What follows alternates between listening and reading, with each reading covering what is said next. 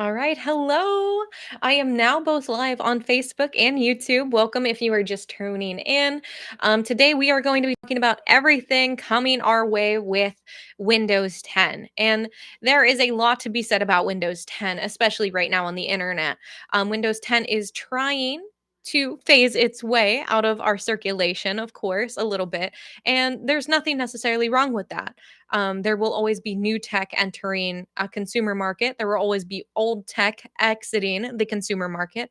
But what Microsoft has chosen to do about how they phase out Windows 10 is what's causing a lot of questions to kind of be circulated around.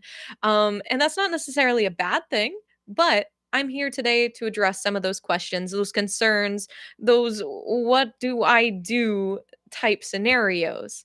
And there certainly are a lot of what do I do type scenarios when it comes to choosing something other than Windows 10 and choosing to potentially remain with Windows 10.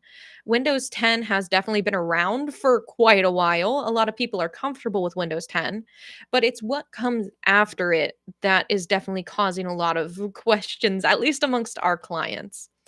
So, thank you so much for joining me today. If you are on our Facebook, I would recommend hopping over to our YouTube. We are also live on YouTube. Hi, Facebook. Hi, YouTube. Um, I would recommend hopping over to our YouTube because I'm going to be able to share not only this information, but I'm also going to be presenting slides with this information. If you prefer to read and take notes, I would recommend that more because that's going to be a little bit easier for you, of course. But if you are unable to, for whatever reason, hop over, this is live on Facebook as well. All right.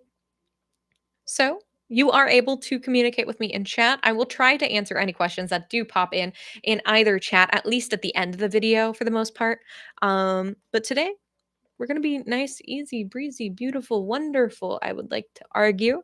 But of course, if you do have any questions, if anything comes up in your mind of, I want to ask that, I've seen something, I have questions about it, please do not hesitate to ask me about it. I will openly try to help as much as I can. All right. But let's get started, shall we?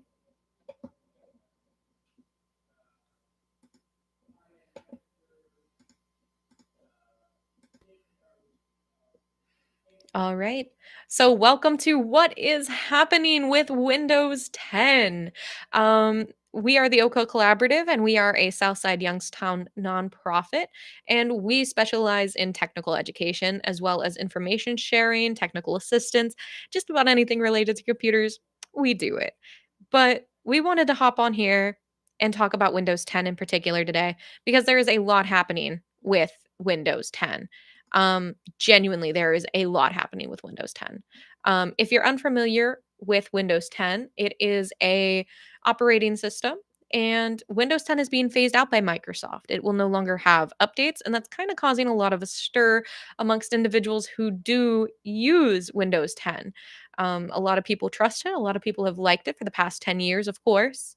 And what comes next for Windows 10 is definitely up to argue because a lot of people would prefer to keep it the way that it is. So, I'm going to talk about security and safety, short term and long term issues that are going to happen with changes coming to Windows 10 and the lack of changes coming to Windows 10, of course.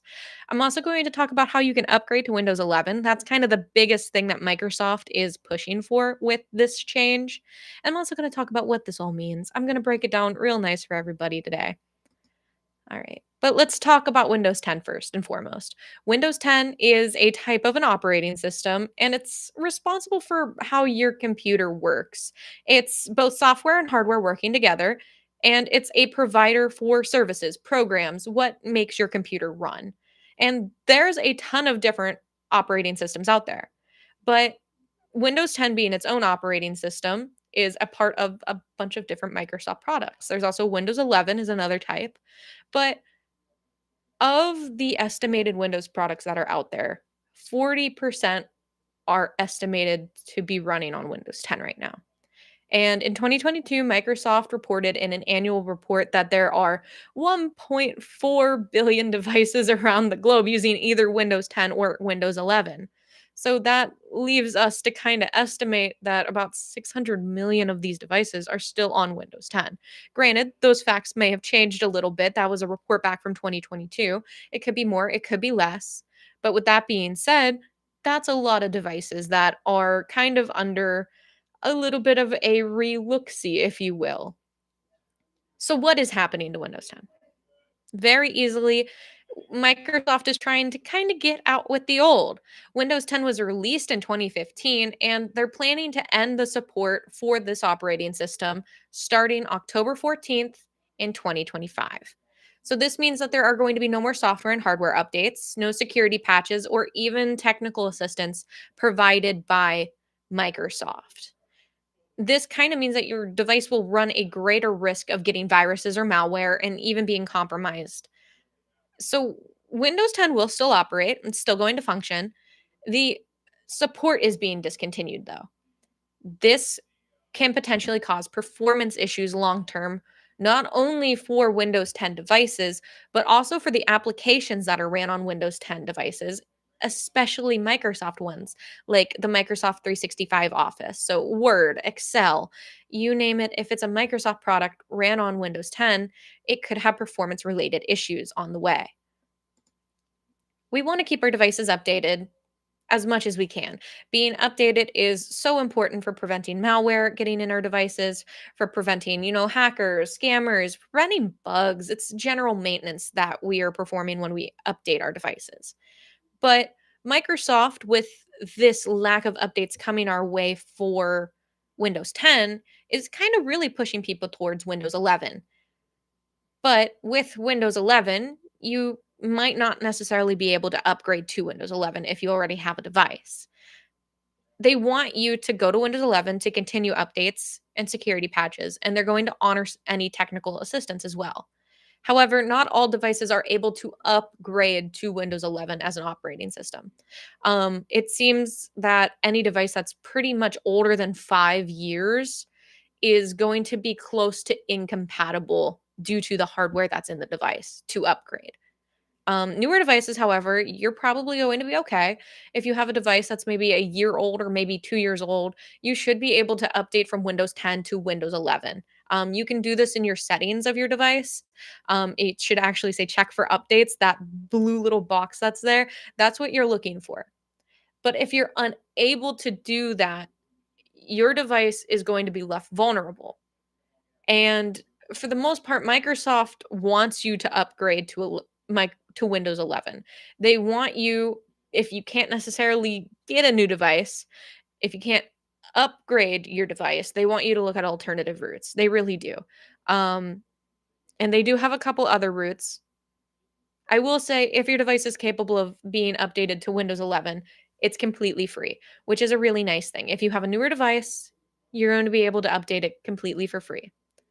However, if you don't have a newer device and if you don't want to purchase a new device, when Microsoft has created an extended security updates program. This is a paid program. I want to say that very clearly. This is a paid program.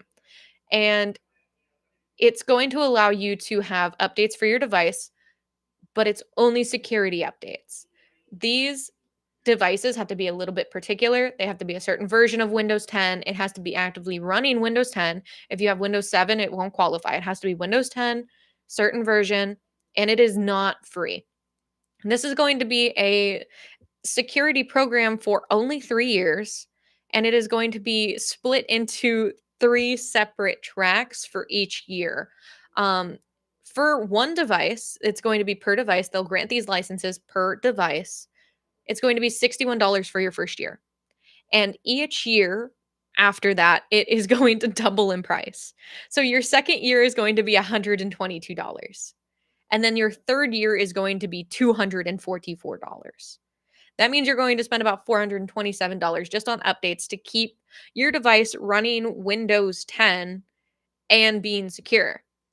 That being said, Microsoft hasn't been very clear on what these security updates will look like. They haven't said how often they're going to do security updates. They haven't said what all these may cover. They haven't said how often these are going to be either for consumers. So there's a chance that you, hear me out, may pay $61 your first year for security updates in this extended program and end up getting no updates. That is a little bit concerning because if I'm paying for a program, I hope that I'm paying for a program that is going to be used. I would hope that Microsoft puts out some patch updates, of course, but there's really no telling. And Microsoft certainly hasn't told anything or any of their plans moving forward with this program either. Um, there are risks of missing updates, though. To say that if Windows 10 is coming to a close for you personally, if you plan on keeping your Windows 10 device, but don't plan on going for the program package there, and you don't plan on getting a Windows 11 computer, you're running a really significant risk for potentially finding viruses or malware. You're running a really significant chance of having performance issues, speed issues, finding bugs, having system errors, and having your device ultimately be a lot slower than it should when you're using your device. A lot of these apps that are built into your device may also run poorly, like your system, or not even ultimately work long term either.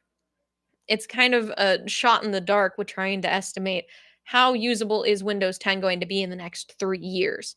Because if they're not putting out any performance updates or security patches, or even providing you technical assistance for something that may be going wrong in your device, how worth it is that device? Microsoft has provided some options, of course. They want you to, one, upgrade your device if it's compatible to Windows 11. But that being said, not all of these devices that are Windows 10 are able to be updated to Windows 11. The other option is that extended security plan, which I do not recommend the extended security plan. $61 to $122 to $244 is a lot of money. You could afford a laptop before potentially wanting to continue to go with this extended security plan. If your plan is to save for a new laptop, do that. And then that third option that Microsoft has kind of proposed is to just purchase a new laptop out the gate. Um, this isn't necessarily a great option either. There's a lot of changes coming with Windows 11. One of those changes coming to Windows 11 is they really are trying to phase out local accounts on devices as much as they can. And I'm not necessarily a big fan of that idea. With phasing out local accounts, they're kind of forcing users to create a Microsoft account the second that they start up their device. Um, Microsoft has been a big fan of their Microsoft accounts for so long now. And it's understandable. It's a platform, they want to have users interact with it. However, Microsoft has said that the decision to have users create and or sign into a Microsoft account that they've had is because people are missing critical setup screens when they're starting their devices for the first time. And I kind of can understand where they're coming from. However, creating a Microsoft account or signing into a Microsoft account requires internet connection. I'm not a huge fan of that. There are so many gaps in internet connection worldwide, even in Youngstown here. Internet is expensive, and not everything people use computers for is internet based. It kind of makes sense from Microsoft's perspective. They're like, cool. So you're getting a tool, you're buying a laptop to navigate the online world, which is fueled by internet connection. I guess I can understand their perspective here. But requiring internet to operate a product when over 2 billion people worldwide do not have internet access, including the hundreds of thousands of millions of billions of people who have limited ability to connect to the internet, maybe have limited availability in their area to internet. Maybe they have slow speeds, maybe they're rural, maybe internet just is not strong enough where they're at. You're going to experience incredible gaps of consumers wanting to invest in Microsoft products. You're ultimately forcing users to not only just have a Microsoft account, but to have internet at home. And a lot of people don't have internet at home. So that's going to kind of push consumers away. Um, there are ways around the internet setup portion, which can allow you to technically have a local account, if you will, with Windows 11. But it's not necessarily a user friendly process. You have to open up Task Manager. You have to kind of work around the internal system of the computer to get your computer set up in the first place. That's not user friendly, and it's incredibly limiting to individuals who do not have internet access. I don't like to condone the actions of anybody or any company, but the way that this was set up is incredibly limited for individuals. You're going to see a lot of gaps in service. And that's just one side of the issues that people are beginning to have with this change. Microsoft is already under some pretty heavy criticism from environmentalists right now because they're worried that with promoting having new technology, you are going to see consumers dump their old technology. That's not a new concept. When you buy something new, you get rid of the old. That's a very common thing that just happens. However, we have incredibly high e-waste dumping right now. Um, E-waste or electronics waste being dumped in our landfills, being dumped in our environment, leaking into our water systems, into our agriculture, and more is a huge issue. We do not know the causes and effects of some of these metals and toxins being in our ecosystems for so long. And to acknowledge in a way that Microsoft forcing people to update from Windows 10 to 11 and acknowledging that many of their devices cannot make that update and effectively telling consumers that they should just buy a new device and get rid of their old device is going to cause spikes in electronic waste ending up in landfills, ending up in your ditch, ending up in neighborhoods around the world. And it's something that not only is going to promote issues within like localities, but also if you don't know how to properly clean your data off of your device, your information is just going to continue to be on your device. And we only know how long that might be. It's just floating out there, literally. It's going to be a huge issue for consumers, I think, down the road when we start to realize the long-term effects and issues of this kind of an update that isn't necessarily user friendly, affordable, or accessible for communities. With that being said, there should be better options than Microsoft has provided us. And there really aren't. I'll go back to that slide real quick. There really aren't. Microsoft has kind of given consumers three little windows. If you are a person who loves Microsoft products, this might be a little bit of a rough one for you. If you have limited income, if you have little interest in maybe getting an upgrade, if you love your Windows 10 device, it's kind of pigeonholing you into what do I do and leaving you confused and leaving you concerned. Because their option is to purchase an extended security plan that is not cheap long term. And then also, that extended security plan only lasts 3 years, and you have to purchase it each year consecutively. What happens when year 4 comes around? Are you just no longer going to have Windows 10? They don't really answer that. This extended security updates program is also only for security updates. So individuals who maybe are worried about like performance and speed, you're probably still going to run into those issues with your Windows 10 devices. I've seen a lot of Windows 10 devices that are genuinely still having issues with speeds and performances. And Microsoft's turn of the nose is, well, then you should just purchase a new laptop. But laptops and technology are not affordable right now. They are not. We're experiencing incredibly high rates of technology only getting more expensive over time.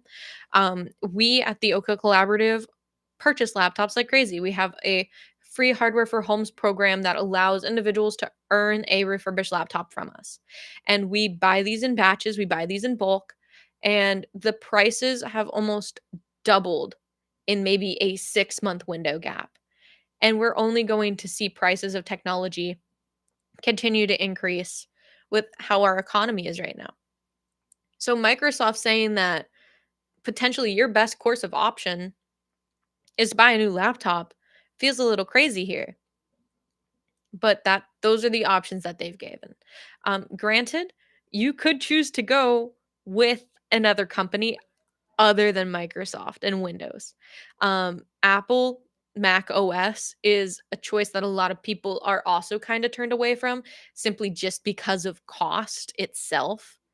But with that being said, you kind of have to weigh pros, cons, and a lot of other things.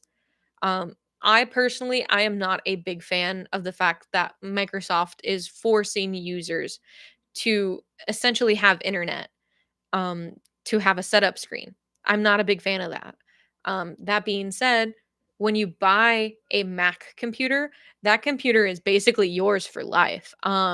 It is compatible with your iCloud. It is signed up in your name. If for some reason I am to give that computer to somebody else, say I donate it and somebody purchases it, they don't have any of my sign in information. And Apple is not really great at helping people reuse that technology. They will tell you that you have to get that sign in one way or another. They will not clear that information off of there. You're kind of stuck in terms of reusability with those.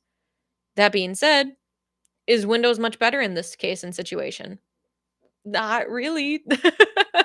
There's a lot of other different options out there, but if we're focusing on Microsoft, the fact that they are choosing to go away with a now 10-year-old operating system and to not have great alternatives, they are recommending that you could, buy a new laptop. That's not really a great alternative personally because of cost. And then to turn around and be like, "Hey, so now that you have this new laptop, we also expect you to have, incredibly expensive internet at home, and you also need to have access to a Microsoft account, and if you don't have one, that's okay." It's something that they haven't made accessible, and I have a huge problem with that. There are, like I said, videos to get around the internet setup with Windows 11. That being said, they're going to ultimately force you to have a Microsoft account at some point. Um, if you have happened to have owned a Xbox at some time in your life, chances are you have a Microsoft account. If you use Microsoft Word, if you use Microsoft Excel, PowerPoint, chances are you have a Microsoft account already. I found this guy, his name is Dave's Tech Rescue. This was an amazing 5-minute video explaining how to kind of get around setting up with internet for Windows 11. Is Microsoft potentially going to change this? Maybe. His video is maybe about a year old, and they've already changed it a couple times on him, I think, because he literally has updated in his description and his title. Are they going to change it again? I have no idea. Do I recommend trusting Microsoft to have good ease of access? No. Microsoft has done a lot of really interesting choices, I think, over the past 6 months with how they're addressing that they're phasing out Windows 10 that I really don't necessarily recommend going to Windows 11. But also, if you're able to go to Windows 11, it's completely free. You can update it just by doing a casual update on your device, and it should be super easy, super breezy, no problems. It's for the hundreds of thousands, if not millions and billions of individuals who do not have a device capable of going from 10 to 11. That's going to be the issue. And I don't think Microsoft cares. Microsoft ultimately, I think, is looking for a way that they can make income off of this. And that's not something that necessarily sits well for me. Um, Ultimately, it's your choice what you do. If you are able to buy a new laptop in this economy, I'm very happy for you. If you are able to set up your laptop with internet at home, I'm very happy for you. It's the people that are going to be down the line that Microsoft has made this so incredibly hard for that I think is really going to affect future consumers. I really do. I really, really do. I'm gonna pull up their help page real quick because I think it's really interesting to look at. It really is for me. Microsoft.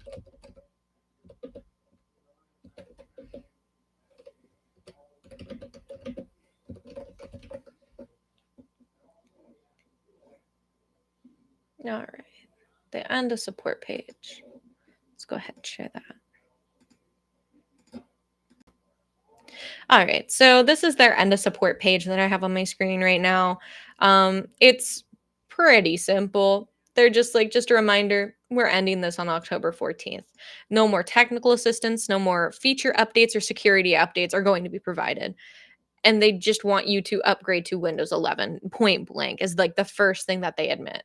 Um, the other thing is that they instantly will be like, "Hey, so if you don't meet those technical requirements, if you have a device that is past a certain age and does not have the hardware capable of utilizing Windows 11, it will not allow it to update to that. It will not allow it to upgrade to that." So they recommend you enroll in the Windows 10 Consumer Extended Securities program. The thing that really bothers me about this is that they're openly like, yeah, so if you have a Windows 10 to upgrade, it's completely free. No problem, right? No problem. They kind of really hide the fact that the security updates is going to cost money. And they kind of hide how much money it's going to cost. Um, Basically, if you want to continue having security updates from Microsoft for your Windows 10 device, it has to be currently running the Windows 10 specific version. And they're not specific about the limitations on it. Not only are they kind of like hiding how much it's going to cost, I'll get there. I'll get there. Don't worry. But they're not like open about the limitations of these devices. So I'm just going to read it real quick. Some of the limitations of the extended security updates program for Windows 10 is that it doesn't include new features. That is incredibly specific. I'm very happy with that as an answer personally. I'm not. Customer requested non-security updates. That kind of makes sense. This is specifically for security updates for protecting against viruses and stuff like that. Design change requests. It's stuck looking how it looks. You get what you get and you don't make a fit. That makes sense. They can make that choice. I'm okay with that as a choice. The other one is general support won't be provided for Windows versions past the end of support date. Not going to talk about the grammar error there. The Windows 10 ESU only includes support for the license activation, installation, and possible regressions of the ESU itself. That part bothers me. Saying that this, security updates in the title, updates program, includes possible regressions. I understand that sometimes patch updates are not necessarily perfect, but to me, this is a little bit worrying to hear, because this tells me that they have 3 years planned. It's only going to be 3 years. That after the third year, I would really hate to hear that Microsoft regresses all of the updates that they put out over 3 years. There's also a chance that Microsoft won't even put out any updates over those 3 years. Um, they don't say that they are going to put out security updates. They don't. I understand that security updates are something that you can't necessarily predict, but they could at least be like, we intend to have at least, 5 updates a year for users who are enrolled in this program. They don't even say that. You don't know what you're going to get with this program. You don't. And the cost is a thing that bothers me. If we wanted to talk about cost right now, they're very specific on the cost situation. Um, the extended security updates is for organizations and businesses on Windows 10, and they can be purchased today through the Microsoft Volume Licensing Program. It is at $61 USD for year one. So this kind of goes against something that they said on the former page, that this would be available to individuals and businesses. On this page, they say that it's for organizations and businesses. So, can I get this for an individual? I assume so. I really do assume so. However, it's interesting that the language changes all of a sudden on that. Um, and it's $61 USD per device. So if I have 2 devices, I gotta pay $61 twice, and that's for year 1. The price doubles every consecutive year for a maximum of 3 years. So when you hit year 3, that is your final year. And year 3 will cost $244. That is a lot of money to pay just to keep Windows 10. You could get a new laptop, hopefully right now. Will it be the greatest? Maybe not, but for $244. So the fact that Microsoft is openly like, hey, so if they don't meet the technical requirements to run Windows 11, before recommending you buy a new laptop, they're like, enroll in the Windows 10 Consumer Security Updates program, whatever it is.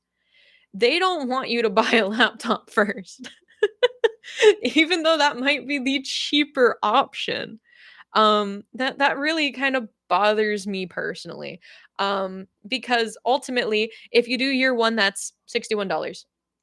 If you do year 2, you have to now pay for it again, and it's doubled from the original price. So that's $122 plus 61 that you've paid now for 2 years in a row. And then on top of it, you have year 3. So 122 doubled is 244 plus the 122 plus the 61. You're at like $427 for 3 years of security updates. Is that something that I recommend? I don't feel comfortable recommending that. If you're going to spend $427 over a 3-year period to keep a Windows 10 device because Microsoft recommended it, I don't know if that's what I would recommend. Because you can get a new laptop that runs Windows 11. You don't have to deal with those problems. And hopefully that one runs faster. It has more performance to it. It better. I would recommend that more. I would. Additionally, this program is just a security program. I will say that one more time. This program is just a security program. It is more cost efficient for you to buy a new laptop, in my opinion. Um, and then it's like, what are my options for staying supported on a Windows operating system? It's like, well, you could install it, new PC, but they mentioned this first up here. That just feels like an interesting choice for me on behalf of Microsoft. This, from a perspective of my own, doesn't necessarily feel like these are cost saving measures. It doesn't. Um, at a time where technology is at all-time highs in terms of cost, it doesn't. Um, if you're an IT pro, see this. It's like they're really trying to market the program for Windows 10 before recommending a new laptop. Um, it really does, and that just feels like necessarily an issue for me. They also are like, "Well, you can buy one." Um, I will continue to say that your Windows 10 device will continue to function. I think that that's probably the biggest fear that's happening right now is people are scared, "Okay, well, if I don't get, you know, necessarily, like, my updates, if my laptop is too slow." I mean, it works. Like they're not wrong with Microsoft saying that your device works. Your device will turn on in maybe 30 minutes. Yay, that's not a great answer from Microsoft. Just saying that, like your device will work, just the support for it's all discontinued. So if I wanted to call somebody and be like, "Hey, my device is taking 30 minutes to load. I'm really having some problems here. Like what support can you provide me?" And they're like, "So what OS system do you have?" And you say Windows 10 and they just hang up. Is like the worst case scenario in my head. I would assume they'd be a lot more polite and be like, "Hi, so yeah, support for Windows 10 has been discontinued. Your device is still going to function. However, we are unable to provide you with any Windows 10 technical support at this time. We recommend upgrading." And then you're stuck back in this loop. We are going to be stuck back in this loop where the options are upgrade, but we've already told them we can't upgrade. Purchase this consumer extended security update program that is going to cost a nice chunk of money, or buy a new laptop. But it feels like they don't want you to purchase a new laptop. I feel crazy when I say that. But there's a reason that they included this in the first sentence. There's a reason that they included that. Every communications person out there in the world knows that, I don't want to say this in a rude way, but we have short attention spans as human beings. We do. We have fairly short attention spans as human beings. And for most of us, when we're reading, and we're reading kind of not panicked, but kind of disinterested in what we're reading it because we have to, not because we want to. A lot of people stop reading at the first paragraph. This was a decision to promote this in the first paragraph over getting a new PC, which is probably going to be a cheaper option for people. That was a decision. It was. And there's just a lot of things with this as well that just feel really, really limiting. With working with a nonprofit that deals with a lot of technology, and within really quick time amounts as well. Um, with working with a lot of technology, there is the worry of, well, you can only have so many devices listed with a Microsoft account. We're forcing you to have a Microsoft account. We're forcing you to get this upgrade. You're kind of going to tire people out fairly quickly by telling them that they have to do one or two or three. Um, it's just one of those things. Um, will Windows 10 PC stop working without the ESU? Nope, they'll continue to work. And then they continue to repeat the same stuff, that they're going to not have technical support, they're not going to feature updates or new features, or they're not going to have quality updates. So you're stuck in the same rotation. You really are. That being said, Microsoft is known for its reliability when it's updated. That being said, we are on so many Windows 11 updates already. We're on so many. And if you're behind at all on your Windows 10 updates, you might not be able to get this. You have to make sure that you're as up to date in your Windows 10 as you can, which is just interesting for me personally. But I'm going to loop back to the beginning real quick. If you are new, welcome. Today we're talking about, at least until 6 p.m., everything that's kind of happening with Windows 10. So it's coming to a close on security updates. That's the biggest chunk of it for Windows 10. And there's a lot of safety risks with that. There's a lot of short-term and long-term issues with that. Upgrading is definitely a hassle as well. And understanding what this means when the language is really difficult is something that definitely takes a lot. It's not something that is easy to break down, especially when you open your device and it's Windows 10 and the first thing it says is that you're at a security risk. That's scary for a lot of people out there. In short, Windows 10, it's just a kind of an operating system, and that operating system is responsible for how your computer works. Your software, your hardware working together.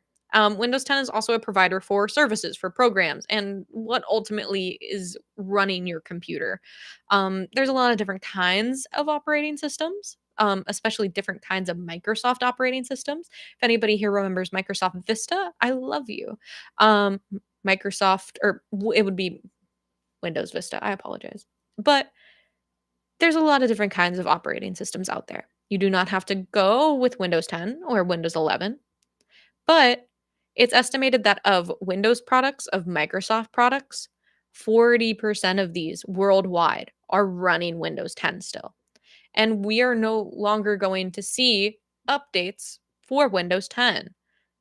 That's a little bit scary, given the fact that in 2022, Microsoft reported that 1.4 billion devices around the globe are using Windows 10 or 11. That's about 600 million devices, give or take. I think it's about like 580. That's a lot of devices.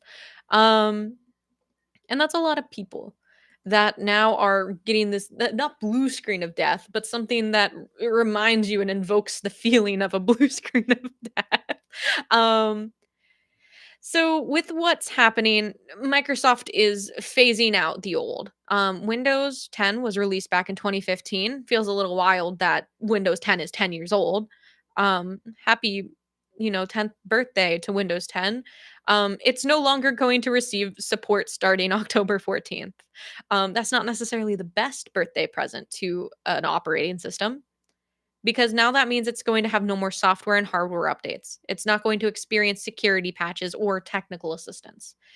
That's a huge issue for individuals who are worried about having their devices compromised and experiencing viruses, malware, and a whole bunch of other different stuff as well. With Windows 10's software, it is still going to, function. Functionability is going to be something that isn't necessarily determined by Microsoft, if I can say that in a nice way. Functionability is something that we as users determine. As technology ages, functionality can vary, of course. If I use a laptop every single day for 10 years straight, it probably is not going to operate as good as it did 10 years ago when I first bought it. Um, and Microsoft simply saying, we're not going to provide any updates for it, any security patches, or any technical assistance for you anymore. So if your device starts to run slow as heck, you're kind of on your own. Um, Microsoft with this is like, yeah, Windows 11, Windows 11, Windows 11. We love Windows 11. Everybody loves Windows 11. That's Microsoft's perspective. There's a lot of people who really like Windows 10. I'm one of those people who really likes Windows 10. But Microsoft, with phasing out these updates, is like, you want Windows 11.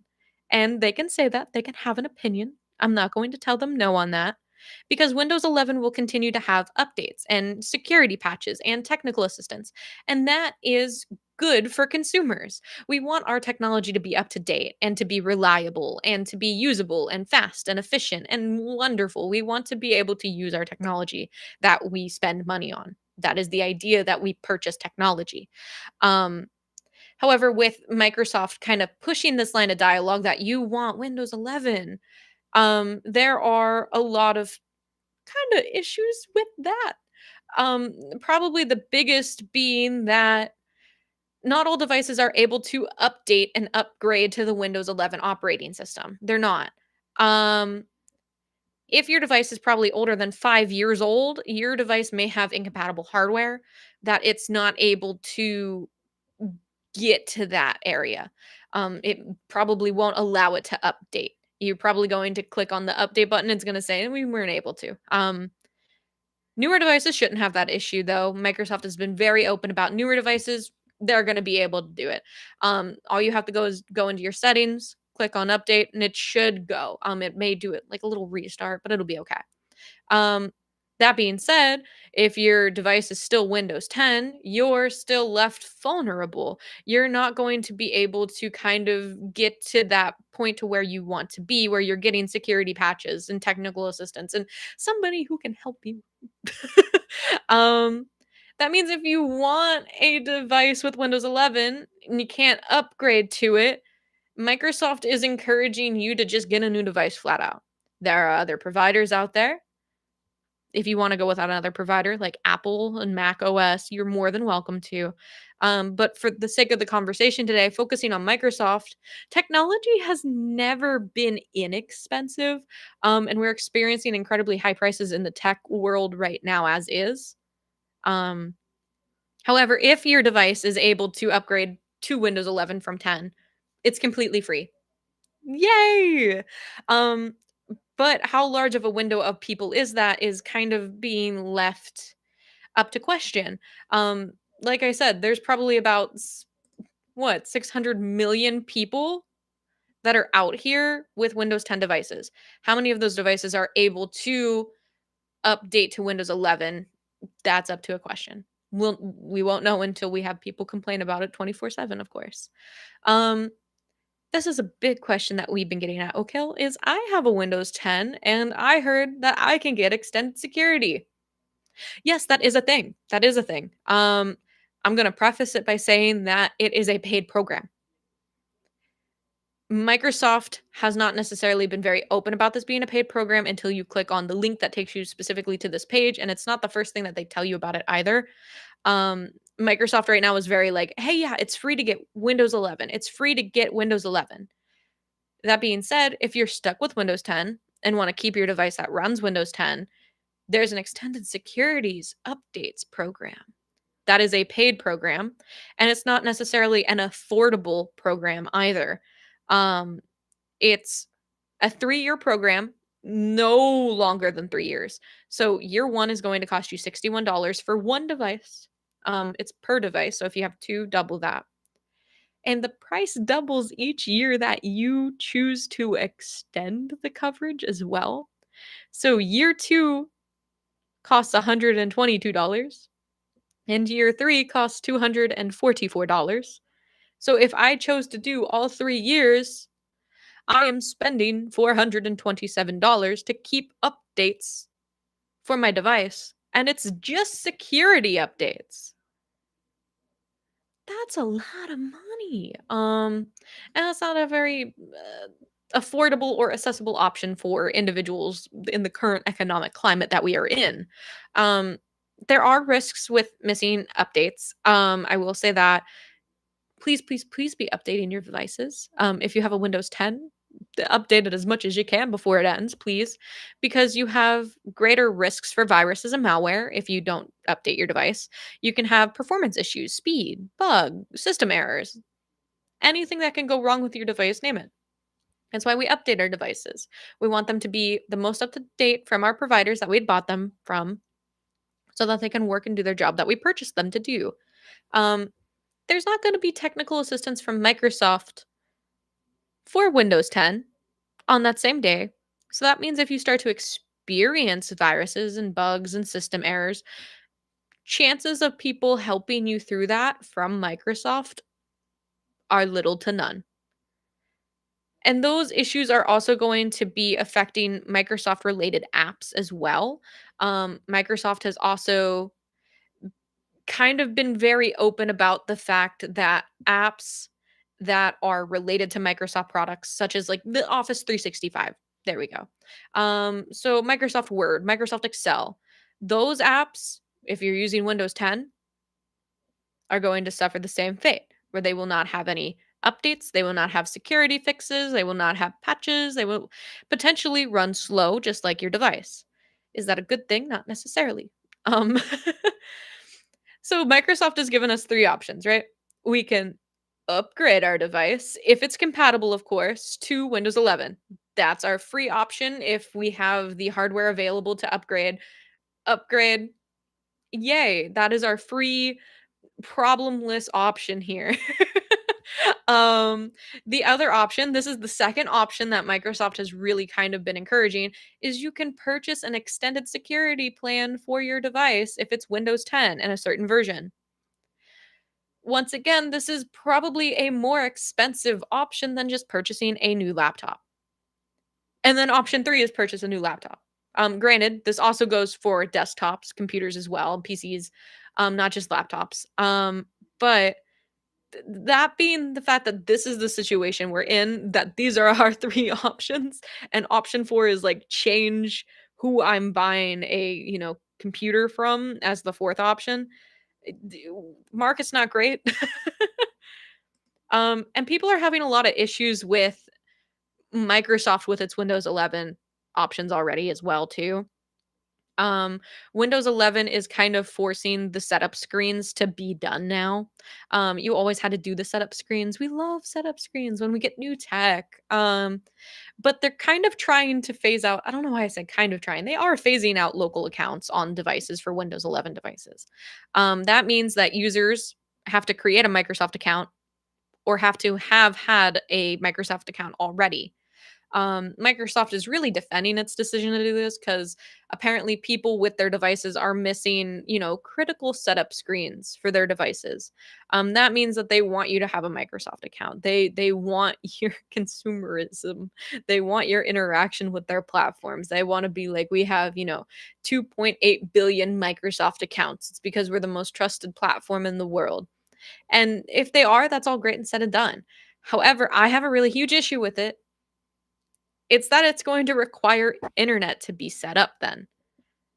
Requiring internet to set up a device is a choice because now you're ultimately forcing users to have internet to use your device in any capacity, even to start it.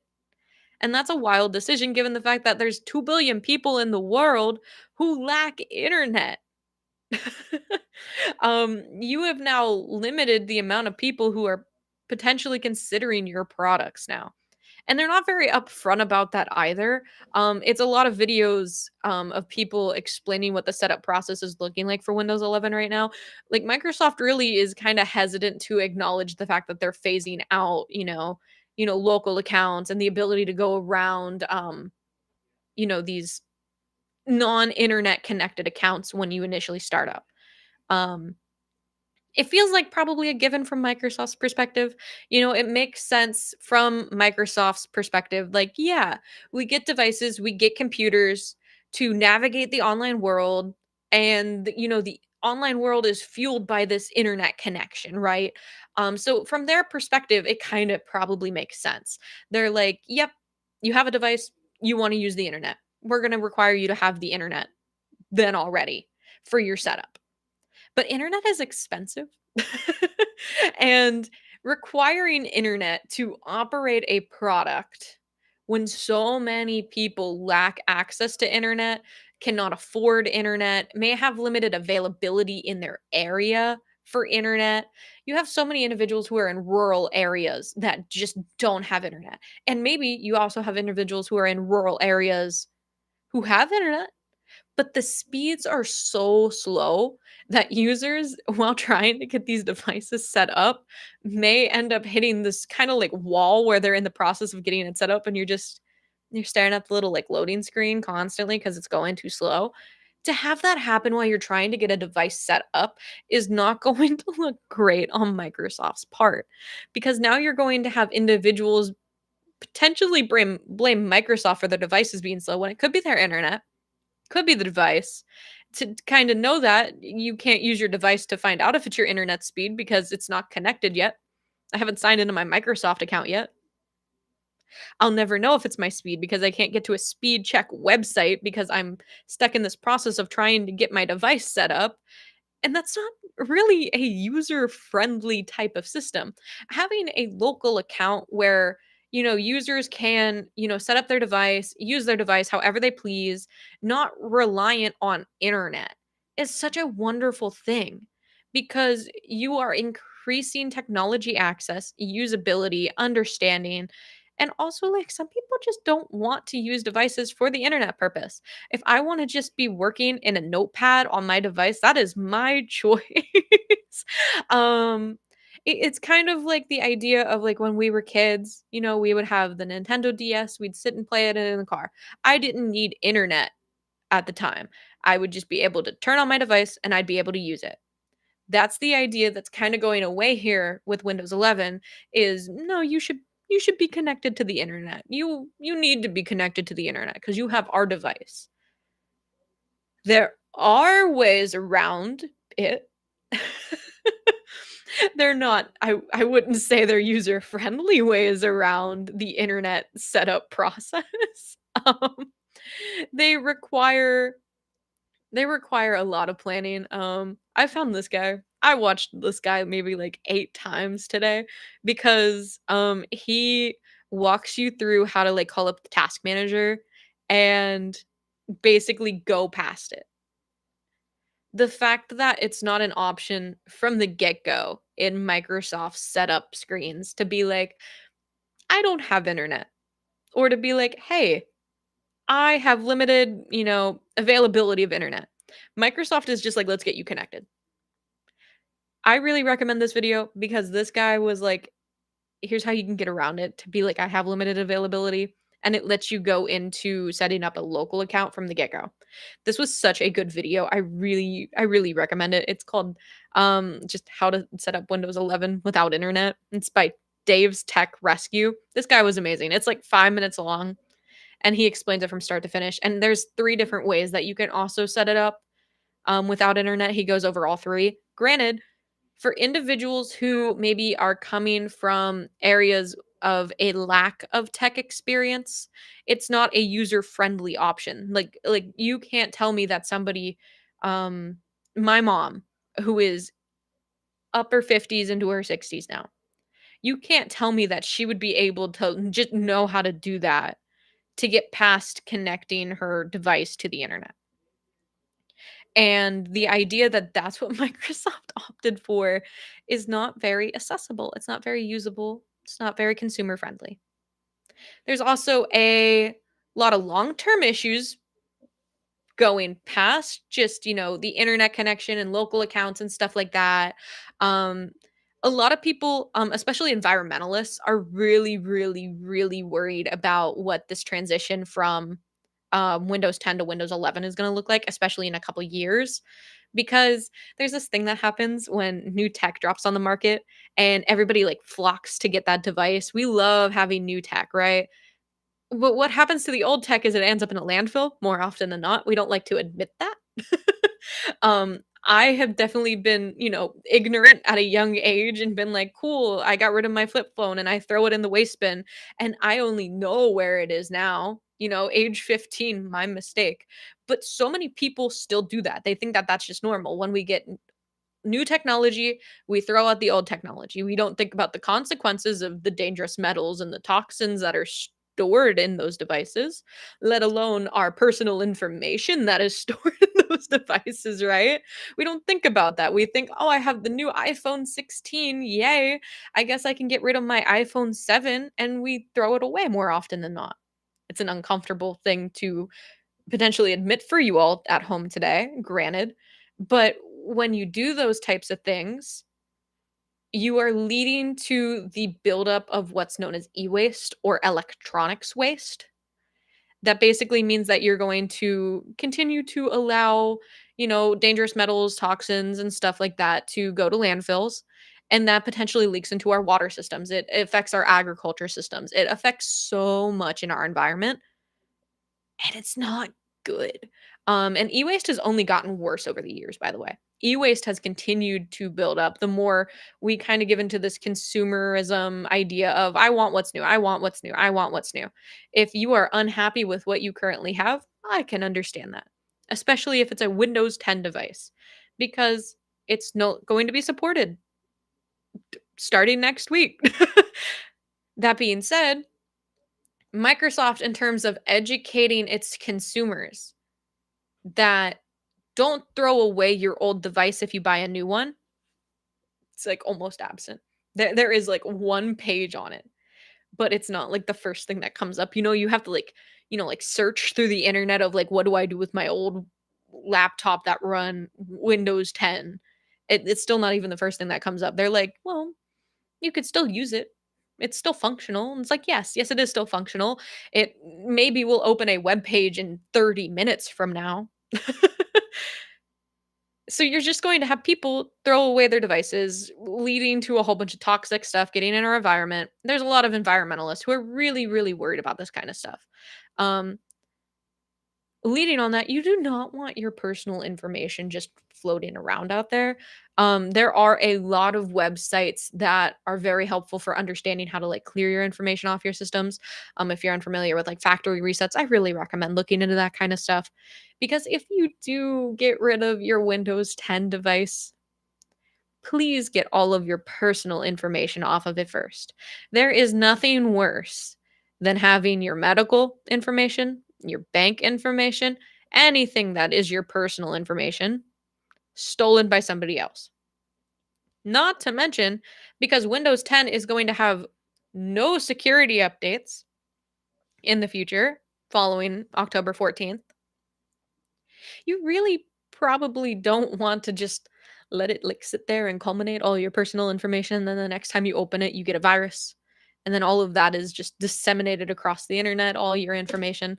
Um, then to just throw it out. And now you have like a record of all your information just sitting in a landfill. Those things aren't good. If you are going to get rid of your Windows 10 device, please, please, please make sure that you responsibly get rid of all of your personal information off of it. Um, there are a lot of really interesting like local opportunities that we have. You e-waste recycler. We're a partner with Greenboard IT. They're an e-waste recycler based out of I think Warren, Ohio. You can search these up for wherever you're at as well. But e-waste recycling is a thing. Sometimes you can even get some money back, by the way. That's a really good option for you. I really recommend looking into e-waste recycling. They'll also more times than not delete all your information off of your device for you as well. So yay, two birds, one stone. Um, as far as what happens if you can't upgrade your device to Windows 11, um, you kind of are only provided a very small amount of options from Microsoft. Um, Microsoft really isn't providing a lot of options for consumers here. Microsoft wants you to stay with Microsoft products, and that's understandable. They have every right to want you to continue to engage with their products. That being said, if you want a device that is Windows 11, but your device is incompatible due to its hardware, the only real option to have a Windows 11 device is to buy a new one. Um, if your device is capable of upgrading to Windows 11, you can get that upgrade for free. You can just update your device, it should go through. But if you have a device that is incapable of going to Windows 11, they are kind of doing this extended security program that I still don't think is worth it. I've said it maybe twice now. I just don't think it's worth it. Um Microsoft has put out a extended security updates program, and it is exclusively for Windows 10 devices. So if you have Windows 7, I'm sorry. But it's exclusively for Windows 10 devices, and it's exclusively for I believe it's the most updated version of Windows 10. It's the 22H22. It should be the most updated version of Windows 10 if I'm right. And the idea is you can opt into this extended security updates program, and they will provide you continued security updates. That sounds great at first. It really does, because that means that I can still use my device. I'm protected from viruses. I'm protected from malware. If something happens, they're still releasing patches and maybe it'll get fixed. Wrong. It's a paid program and it's not necessarily affordable, in my opinion. Once again, this is my opinion. It is not necessarily affordable. Per device, year 1 is $61. That doesn't sound bad. The price doubles each consecutive year, though. So year 2 per device would be $122. And it caps out at 3 years. So year 3 would be $244. That's a lot because these you pay in increments of each year. So that means that you're going to spend about $427 to have your device for 3 years on Windows 10. $427 for security updates is a lot of money. I really want to continue to stress that, because the idea that you could buy a laptop with Windows 11 for cheaper in this economy is kind of crazy. Um, but I'm gonna go back to the Windows 10 support page because I think that the Windows 10 support page is a really, really interesting thing for me, for telling me as like a person who deals with communications, like the priorities of Microsoft. I think Microsoft has done some really amazing stuff. They are a really amazing leader for the tech industry, but communications individuals understand that most people do not read past the first paragraph. They don't. You want the who, what, when, where, how, and why shoved all into one paragraph because you know people are really not going to read past that. And that first paragraph for like understanding that Windows 10 support ends is like, well, we recommend you upgrade your devices to Windows 11. Okay, yeah, because it's more secure, it's efficient, it's the better option. I get that. But if you don't have a device that meets the technical requirements to run Windows 11, they recommend you enroll in that Consumer Extended Security Updates program. That's in the first paragraph. That tells me that they would prefer from Microsoft that if your device can't upgrade, your second best option, your second best option, if your device cannot make that upgrade, is to pay per year per device for just security updates. That's all that program is just security updates. That's the thing that feels wild for me. I'm going to go to the security updates page now. It's just security updates, and they're not specific on what they are either. That's something that just really bothers me in general from companies. You can tell sometimes when companies are kind of trying to dance around something that it's not flushed out as they're kind of making it sound. It's because the limitations, it says the Extended Securities Updates Program limitations. So the Extended Security Update Program doesn't include the following items. Bullet point one is new features. I love how non-specific they are. I will say that again. It's not specific because the idea of it being security updates tells me that the security updates are themselves new features, right? Like each time that there is a patch that goes out because there's a new, life-changing virus that is hitting, Windows 10 devices across the world, that they're going to patch, that tells me that that is in part a new feature because there is a protective, barrier somewhere in my device now acting as a new feature to prevent me from getting that virus. I mean, feature isn't a very specific word in itself. So what they necessarily mean by that, I don't know. And I don't like that. Personally, I want more specific language in it. I do. But the Extended Security Updates program, they the first paragraph is really like a paragraph for me. It says that the Windows 10 Extended Security Updates program gives customers the option to receive security updates for PCs enrolled in the program. So you have to enroll your program. The ESU is a paid program that provides individuals and organizations of all sizes with the option to extend the use of Windows 10 devices past the end of the support date for a more secure manner. I like that. I like the idea of that. I do. Um, when you start to get into how much does this program cost, it's where things get a little like funky, and that's where I'm getting into like the part that it says it doubles every consecutive year for a maximum of 3 years. It's like the one area, where is it? Hmm. Extended security updates for organizations and businesses on Windows 10 can be purchased today through the Microsoft Volume Licensing Program. That is different wording than it was up here at the top of the page in the first paragraph. They say it provides individuals and organizations of all sizes.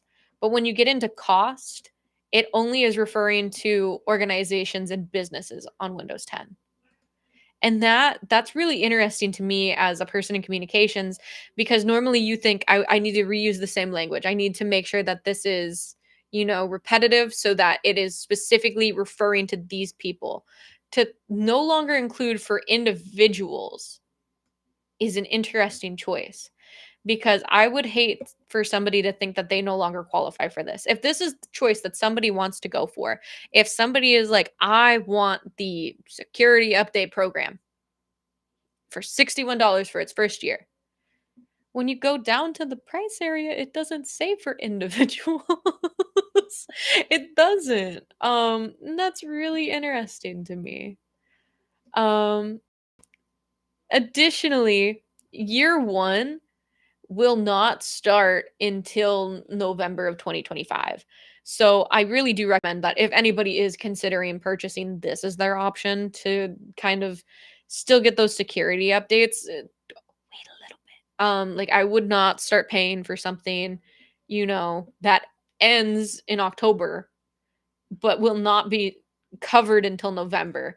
Like you're supposed to pay your month's rent a month ahead of time, but also like you're not in the house yet. They have not unlocked the building for you yet. Year 1 starts in November. If I do not move in till November, November's rent is not being paid until November. I am that kind of a person personally. Um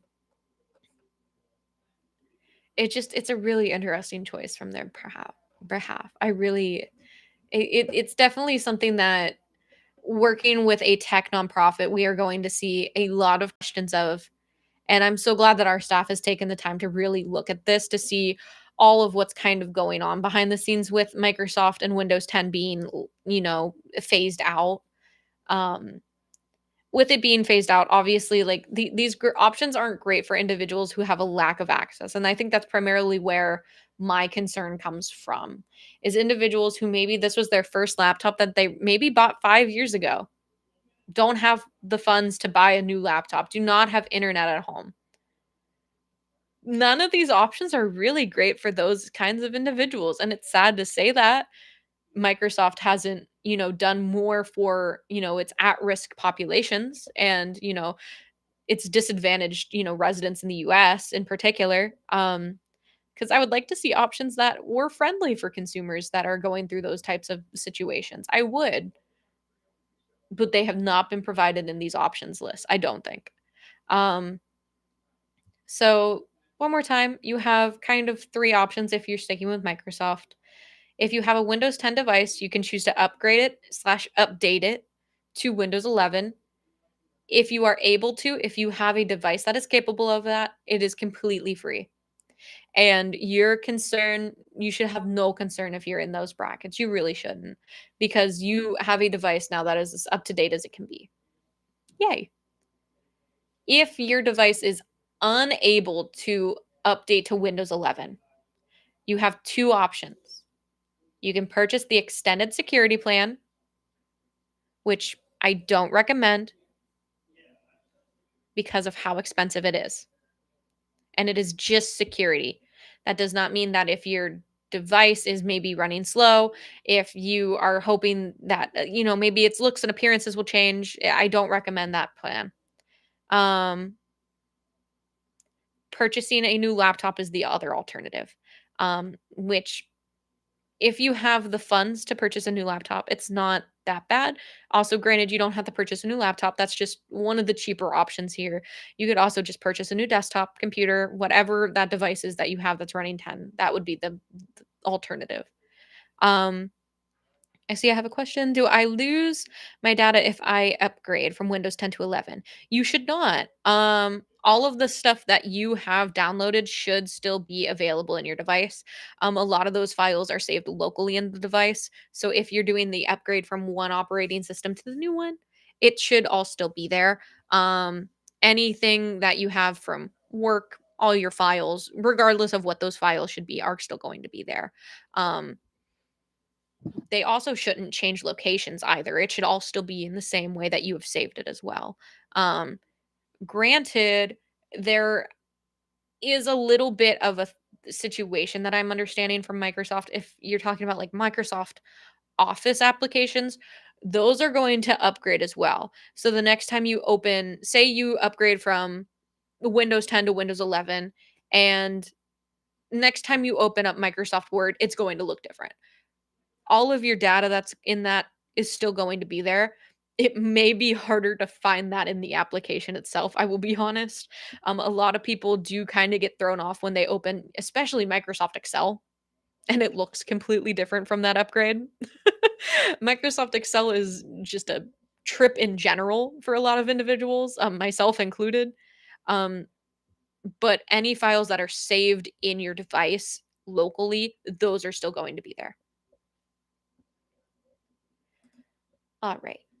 So that pretty much wraps up everything that I have. I will say if you are interested in going to a Windows 11 device and do have a lack of internet, do not have internet, or do not have very efficient internet, I really would recommend watching this guy's video.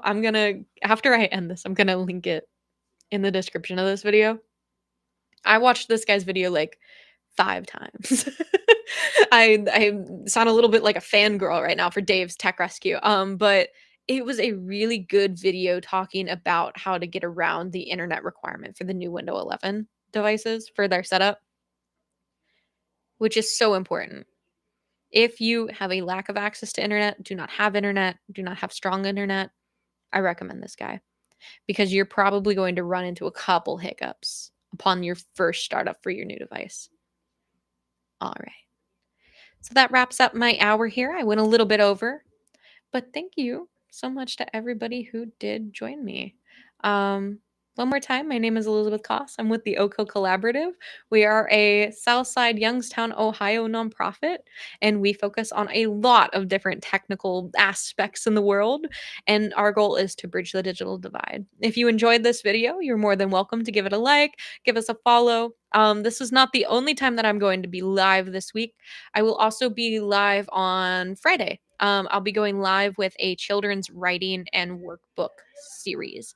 If you're interested in learning how to design and write a children's book, come join me. All right. Thank you so much to everybody who's joined us both on YouTube and on Facebook. And if you have any other questions, don't hesitate to drop them in the comments. I'll still be keeping a look on them in the next couple days. Bye, guys. And then bye, guys.